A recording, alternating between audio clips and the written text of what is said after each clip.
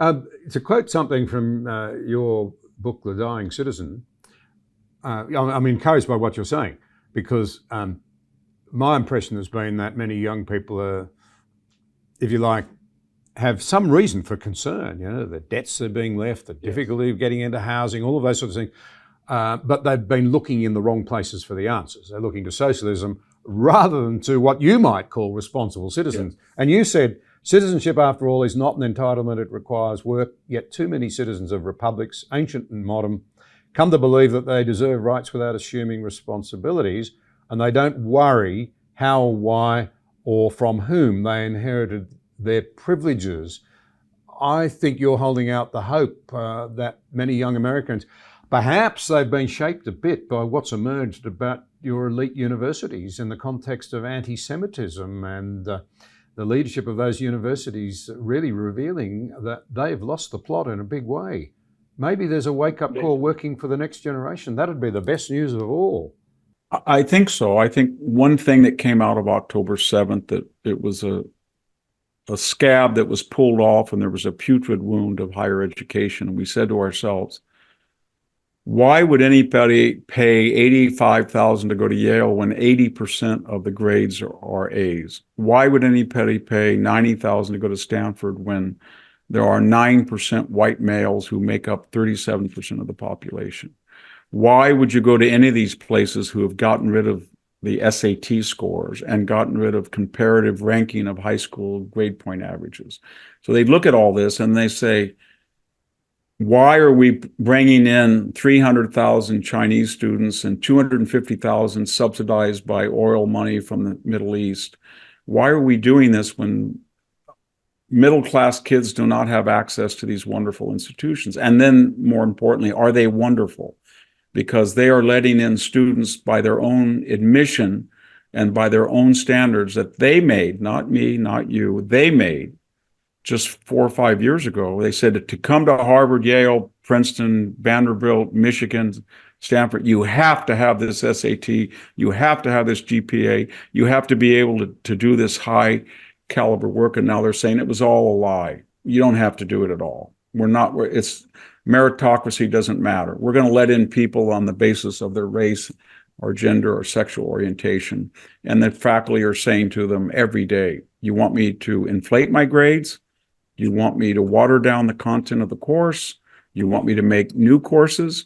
Or do you want me to die on the altar of DEI and be blamed as a racist when I give people C's systematically? And so I'm not going to do it. So this is coming from the left. And Jewish Americans, who primarily 70% vote for Democratic candidates, have been worried about this. But there was this coalition that they thought they were a part of the Palestinians, Blacks, Latinos, gays, transgendered, because of the history of the Jewish people. And they found out that, in fact, they weren't a part of that. And they were caricatured in the most traditionally venomous anti-Semitic fashion. And they were open about it. What I think the big thing that shocked people on the campus, especially where I am, is they weren't shy about it. October 7th happened. There was no Israeli response till October 20th.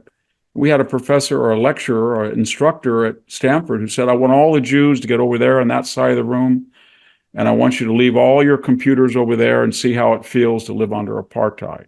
At Cornell, we had a professor that said, I'm exhilarated what I heard on October 7th.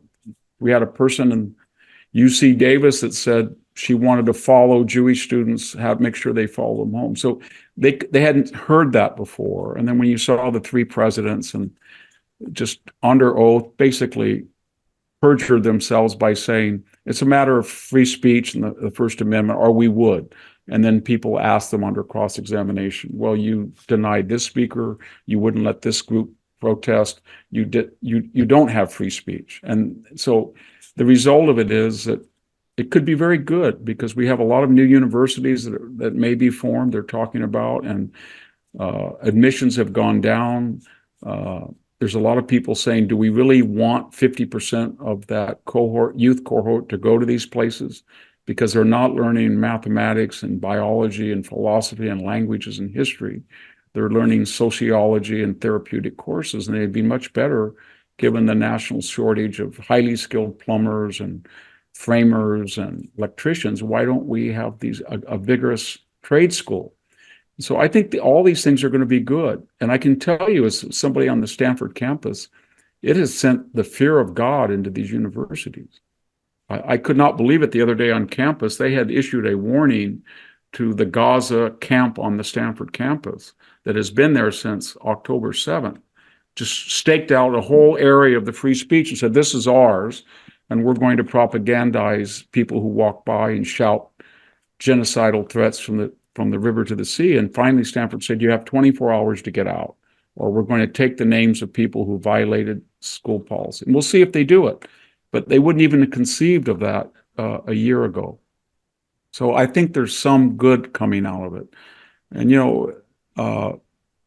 a lot of philosophers, Milton Friedman included, modern but ancients as well, David Hume and others have said there's a lot of rot in a society, a Western capitalist society. They're so efficient that they can go on with a lot of rot without noticing it. And now I think we've had this rot in our higher education system and our administrative state, and now we've got to the point where people are saying, this is unsustainable. It just won't go on. We've got to stop it. And I think I'm optimistic about that.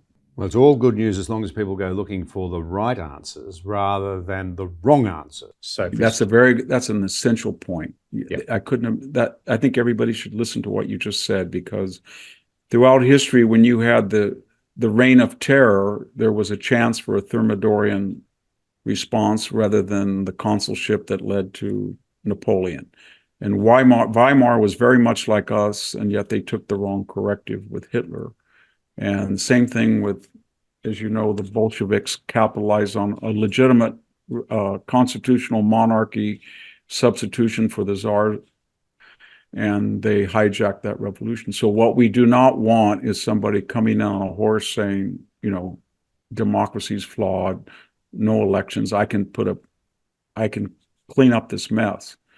The left, of course, says that every person on the conservative side who is seeking redress through parliamentary or democratic measures is a Hitler, because they're paranoid that they have a rendezvous with reality.